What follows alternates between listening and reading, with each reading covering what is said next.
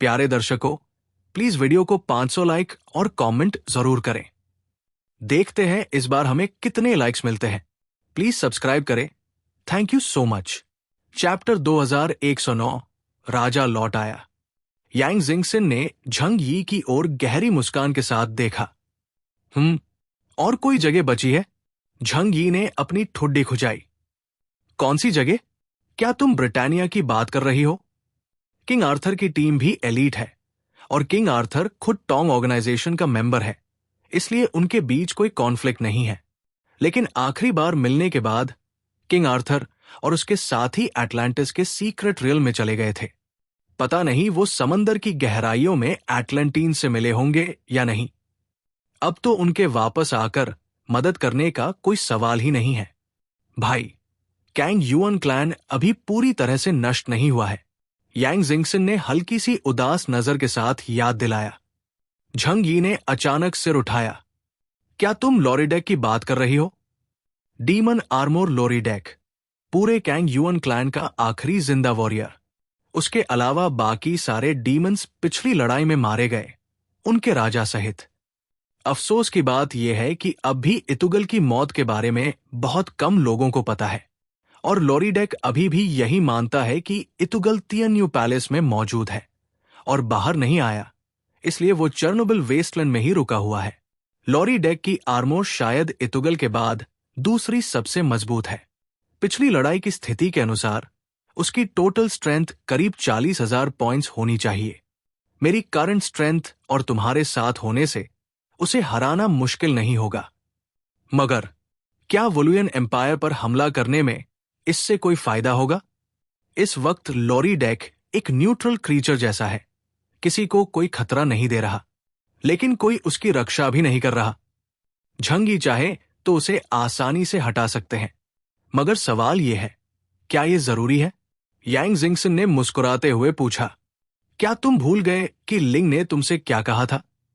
झंग यी ने भौहें सिकोड़ ली और कुछ सोचने लगा। फिर उसे लिंग की वो बात याद आई जो उसने कुछ समय पहले कही थी। ये ग्रह 4.6 बिलियन साल पुराना है।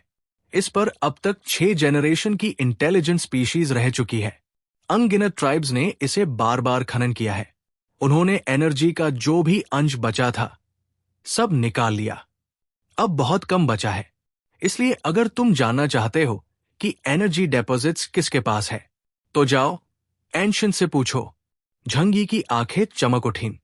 तो तुम्हारा मतलब है कि कैंग जियुआन सिविलाइजेशन के पास अब भी रिसोर्सेज बचे होंगे। यांग जिंगसन ने कॉफी कप को उठाया और उसे चीयर्स किया। उसे अपनी कॉफी में एक्स्ट्रा शुगर पसंद थी, क्योंकि जो लोग दिमाग का ज्यादा इस्तेमाल करते हैं उन्हें शुगर की जरूरत होती है। वो मैकेनिकल आर्मी जो हमने देखा, उसे चलाने में डरावनी मात्रा में एनर्जी लगती है। यहां तक कि हुएक्सू कंट्री ने जितनी एनर्जी अब तक निकाली है वो भी उस लेवल तक पहुंचने के लिए काफी नहीं होगी। मुझे पूरा यकीन है, जो राजा अपने साम्राज्य को फिर से खड़ा करने का सपना देखता है, वो अपनी आखिरी जमा पूंजी यूं ही खर्च नहीं करता। तो कैंग जियुआन का बेस कैंप अब भी कहीं होना चाहिए, और वही है वो चीज जो हमें चाहिए। झंग यी ने सिर हिलाया। वो यांग जिंगसन की राय से सहमत था। तो फिर इंतजार किस बात का? चलो कैंग जियुआन की सारी चीजें हासिल करते हैं। झंग यी ने तुरंत तैयारी शुरू कर दी। लोरीडेक अकेला था, लेकिन झंग यी ने तुरंत वहां जाने का फैसला नहीं किया। जैसा वो हमेशा करता है, पहले अपने सारे वेपन्स और इक्विपमेंट को चेक किया, ताकि युद्ध के दौरान वो अपनी पूरी ताकत दिखा सके। फिर उसने अपने जनरल्स को चुना। हुआ जिंगसन, टीचर लाइंग और फैटिक शू, तुम सब मेरे साथ चलो। अंकल यू, तुम लोग यही रुको और सुरक्षा का ध्यान रखो। अगर कुछ जरूरी हो तो सीधे डेंग शेंटोंग से संपर्क करो। केरन को डिस्टर्ब मत करना, उसे अपने काम पर पूरा ध्यान देना है। झंग यी ने एक ही बार में 4 जनरल्स को अपने साथ लिया। हमें जल्दी निपटना होगा, वरना अगर ज्यादा हलचल मच गई तो फ्रीमोंस का ध्यान हम पर आ जाएगा, और मैं इन बूढ़े लोगों से फिर से नहीं भिड़ना चाहता। झंग यी बुड़जिया और बाकी पुराने काउंसलर्स की बात कर रहा था। अगर उन्हें पता चल गया कि हम चेर्नोबिल में हैं, तो वो भी हिस्सा मांगने चले आएंगे। यांग जिंगसन ने कहा, इतनी बड़ी टीम है, एकदम तेज और साफ विक्ट्री होनी चाहिए। असल में झंग यी अपनी करंट स्ट्रेंथ से अकेले भी लॉरी डेक को हरा सकता है, लेकिन फिर भी उसका तरीका यही होता है, फुल प्लानिंग के साथ काम करना। झंग यी ने सबको साथ लिया और सीधे फ्रेमोन्स स्पेस की तरफ निकल पड़ा। अब चेर्नोबिल फिर से एक वीरान जगह बन चुकी थी। फ्रेमोन्स की सीमाओं में लॉरी डेक की उपस्थिति की वजह से फ्रेमोन्स के उच्च अधिकारी किसी को भी वहां भेजने से डरते थे, कहीं वो नाराज ना हो जाए। कम से कम फिलहाल फ्रेमोन्स की सबसे ताकतवर वॉरियर विंटर गॉडेस मोरना भी इस संकट को नहीं सुलझा पाई है। चलो इसे एक पुण्य का काम ही मान लेते हैं, झंग यी ने हंसते हुए सोचा। जब वो चेर्नोबिल पहुंचे तो ये विशाल बैटलफील्ड अब काले वेस्टलैंड में बदल चुका था। उस लड़ाई में यहां की जमीन कई मीटर तक धंस चुकी थी। काली मिट्टी ऊपर आ गई थी और अब उस पर बर्फ की एक मोटी चादर फिर से जम चुकी थी। जमीन पर अब भी कई टूटे फूटे मैकेनिकल लाइफ फॉर्म्स पड़े हुए थे। झंग यी ने लैंड के किनारे खड़े होकर डिस्टेंस मापा। अब भी तिएन्यू पैलेस के स्पेस नोड से ये जगह करीब 30 किलोमीटर दूर थी। अब बैटल प्लान बनाते हैं, हमें उसे हराना है, और वो भी तेजी से, बिना ज्यादा डैमेज के। वो यांग जिंगसन की तरफ मुड़ा। जिंगसन, तुम्हारा तीर इस बार की साबित होगा। ये तुगल तो मर चुका है, हमें लॉरी डेक से जबरदस्ती वो सच उगलवाना है कि कैंग जियोयान की विरासत कहाँ है। यांग जिंगसन ने सिर हिलाया। फिर सबने तैयारी शुरू कर दी। सिर्फ एक महीना बीता था और चेर्नोबिल की सुनसान घाटी फिर से बर्फ से ढक गई थी। चारों ओर सफेदी ही सफेदी थी। मानव कंकाल और मैकेनिकल फ्रैगमेंट्स अब भी पड़े थे। अब इसके एकदम पास जमीन में 2 विशाल तलवारें गड़ी हुई थी। उन तलवारों के पीछे एक स्टोन टैबलेट जैसा स्ट्रक्चर खड़ा था, 5-6 मीटर ऊंचा, बर्फ से ढका हुआ, पूरी तरह से शांत। लॉरी डेक यहां बहुत समय से खड़ा था, लगातार स्टैंड बाय मोड में। एक मैकेनिकल बॉडी को ठंड नहीं लगती, उसका शरीर ठंडा था, मगर उसका दिल गर्म था, क्योंकि वो पूरे विश्वास से मानता था कि उसका राजा इतुगल अब तक इहेन ट्राइब का खजाना हासिल कर चुका होगा। बस अब अगर उसका राजा लौट आए तो कैंग जियोयान फिर से अपना साम्राज्य खड़ा कर सकता है और वो सच्ची अमरता हासिल कर सकते हैं। मेरे राजा, आप अब तक जरूर वो महान खजाना पा चुके होंगे, लेकिन आप कब लौटेंगे? आपकी प्रजा और मैं आपके लौटने का इंतजार कर रहे हैं। लॉरी डेक ने ये बात अपने दिल में दोहराई, मगर अगले ही पल उसकी आंखों में अचानक उत्साह की चमक आ गई। दूर बर्फीली हवाओं में एक काला साया धीरे धीरे उसकी ओर बढ़ रहा था। पिच ब्लैक आर्मोर, बेहद शक्तिशाली और शानदार, 6 लाल पंख आसमान चीरते हुए। राजा, आप लौट आए। चैप्टर 2110। मैं कैंग युअन क्लैन की सारी विरासत ले लूंगा। कैंग युअन ट्राइब का राजा इतुगल वापस आ गया था। वो लॉरी डेक के सामने खड़ा था और धीरे धीरे उसकी ओर बढ़ रहा था। लॉरी डेक को अचानक कुछ अजीब लगा।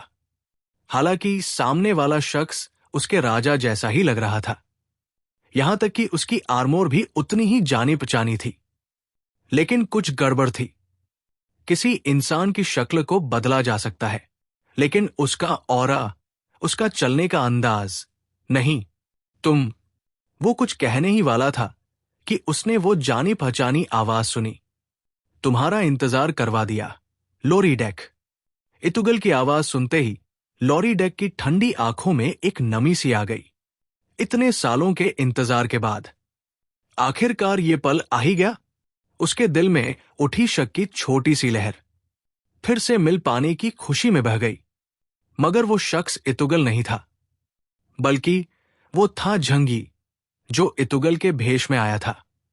डीमन गॉड आर्मोर पहले से ही इतुगल के किंग्स आर्मोर पर आधारित थी, इसलिए उसका भेष बनाना बेहद आसान था। और आवाज थोड़ी सी एडवांस्ड टेक्नोलॉजी से वो भी बन जाती है। लॉरी डेक, जो वर्षों से उम्मीद में बैठा था, जैसे ही उसे ये झलक दिखी, उसने अपना सारा गार्ड छोड़ दिया। झंग यी लॉरी डेक के पास पहुंचा, अपनी सटीक अटैक रेंज में। अगले ही पल a moment in the blue sky skill activate हो गई। जैसे ही समय और स्थान थमा, झंग यी लॉरी डेक के सामने पहुंचा और अपनी मैजिक ब्लेड से तेजी से वार किया। वो आर्मोर जो अजेय मानी जाती थी, राजा के हथियार के सामने वो भी कागज की तरह कट गई। लॉरी डेक के हाथ पैर पल भर में कटकर अलग हो गए। एक पल बाद लॉरी डेक, जो अब भी कैंग युअन क्लैन की वापसी के सपने में डूबा था, उसे महसूस हुआ कि उसका शरीर संतुलन खो रहा है। उसकी मशीन शरीर की बाहें काम नहीं कर रही थी और उसका ऊपरी हिस्सा जमीन की ओर झुक रहा था। ये क्या हो रहा है? मैं अपने हाथ पैर क्यों महसूस नहीं कर पा रहा?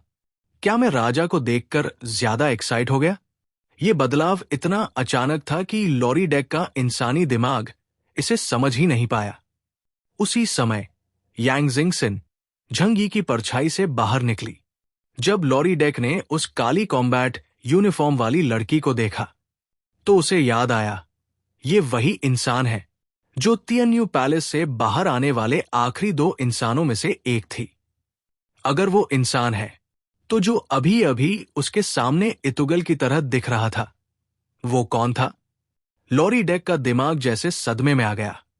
शायद उसने मन ही मन सच पहचान लिया था। मगर इतने सालों के इंतजार और सपनों के बाद जब वो हकीकत निकली, तो वो सपना अब सबसे गहरी निराशा में बदल गया। ये बदलाव किसी भी इंसानी दिमाग के लिए झेलना असंभव होता। फॉलन एंजल पपेट ने यांग जिंगसिन की पीठ पर आकर अपना रूप लिया। उसके हाथों में बो ऑफ जजमेंट था, जिसे पपेट खींच रहा था। एक लंबा काला तीर उस पर चढ़ाया गया। वुश! काले मैम एरो ने हवा चीरते हुए लॉरी डेक के असंतुलित शरीर की ओर उड़ान भरी। लॉरी डेक अब भी सदमे में था, लेकिन उसके भीतर की सर्वाइवल इंस्टिंक्ट जाग गई थी। उसने अपने लिम्बलेस शरीर को जितना हो सका पीछे हटाने की कोशिश की, मगर तभी क्रैश की आवाजें चारों ओर से आने लगी। झंग यी की बाहों से काले डिवाइन वाइन्स जैसी चेन्स निकली, जिन्होंने लॉरी डेक के शरीर को जकड़ लिया। झंग यी की करंट ताकत लॉरी डेक से कम नहीं थी। ऊपर से उसके पास डीमन गॉड आर्मोर का एडवांटेज भी था। लॉरी डेक पहले ही टूट चुका था, इसलिए उसे आसानी से बांध लिया गया। यांग जिंगसिन का काला तीर उसके सीने में धंस गया। अगले ही पल लॉरी डेक की आंखों में जो कंफ्यूजन और डिस्पेयर थी, वो सब मिट गई। मेरे मास्टर को प्रणाम, उसने यांग जिंगसिन की ओर देखकर कहा। झंग यी ने लंबी सांस ली। शुक्र है, सब कुछ परफेक्टली हो गया। पास ही में हुआ लाइंग युए और बाकी लोग स्टैंड बाय पर थे, मगर उन्हें उम्मीद नहीं थी कि सब कुछ इतना जल्दी खत्म हो जाएगा। लेकिन उन्हें कोई शिकायत नहीं थी। झंग यी ने हमेशा वर्स्ट के सिनारियों की तैयारी की होती है। झंग यी ने लॉरी डेक के कटे हुए लिम्स एकत्र किए, मगर उसे अभी जोड़ा नहीं, कहीं वो फिर से अनकंट्रोलेबल न हो जाए। यांग जिंगसिन ने पूछा, क्या कैंग युअन ट्राइब के पास अभी भी कोई सप्लाईज बची है? लॉरी डेक ने सिर हिलाया। एक हिस्सा और है। उसमें एक लार्ज सबमरीन एयरक्राफ्ट कैरियर है और दसियों हजार मैकेनिकल लाइफ फॉर्म्स है। बाकी रिसोर्सेज उसी एयरक्राफ्ट कैरियर में है, जिन्हें फ्यूचर में जमीन पर लौटने पर यूज किया जाना था। यांग जिंगसिन ने फिर पूछा, इसके अलावा कोई और रिसोर्स है, जैसे हाई प्योरिटी एनर्जी और वो रेड एनर्जी क्रिस्टल्स जो तुम लोग यूज करते थे, वो कहां से आते थे? लॉरी डेक ने जवाब दिया, हमें 2 एनर्जी ओरे डिपॉजिट्स का पता है, और वो रेड एनर्जी क्रिस्टल, उसका नाम हार्ट ऑफ परगेटरी है।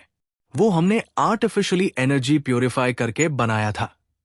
झंग यी ने कहा, हमें अभी वही ले चलो। आज से कैंग युअन क्लैन की हर चीज अब मेरी है। लॉरी डेक ने झंग यी को ठंडी नजरों से देखा। उसकी आंखों में हत्या की चमक थी। यांग जिंगसिन ने लॉरी डेक की कॉग्निशन बदल दी थी। जिससे वो अब वफादार कुत्ते की तरह उसकी बात मानता था। मगर उसकी यादें और उसके इमोशंस अभी भी वैसी ही थी। इसलिए वो अब भी झंग यी से नफरत करता था। क्या मैं तुमसे एक सवाल पूछ सकता हूं, इंसान? लॉरी डेक ने झंग यी की ओर देखकर कहा। झंग यी ने अपने मैड डॉग हेलमेट की नाक छुई, हाथ आराम से लटकते हुए बोले, पूछो, हमारा राजा अब कहाँ है?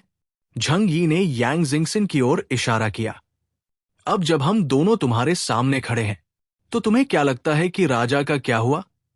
जब लॉरी डेक ने खुद इतुगल की मौत की बात सुनी, उसकी आंखों में गहरा दुख छा गया।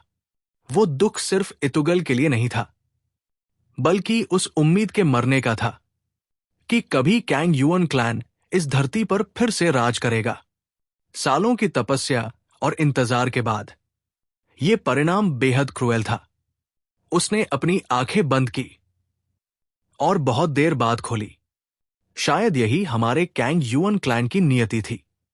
तुम 6th जनरेशन ह्यूमंस इतिहास के अनुरूप पैदा हुए थे, और हम एंशिएंट ह्यूमंस तुम्हारे हाथों मिटा दिए जाने के लिए ही थे। लॉरी डेक ने झंग यी और बाकी को कैंग युअन ट्राइब के बेस कैंप में ले गया। उनका बेस कैंप आर्कटिक सर्कल के पास की एक्सट्रीमली कोल्ड बर्फ के नीचे हजारों मीटर अंडरग्राउंड था। झंग यी और उसके साथियों ने एक विशाल नेचुरल केव में प्रवेश किया। वहां का आसमान चमकीला था। एक स्पेशल ल्यूमिनस गैस ने पूरी जगह को रोशन किया हुआ था। बिल्कुल दिन जैसा उजाला था, बिना किसी लाइट स्विच के।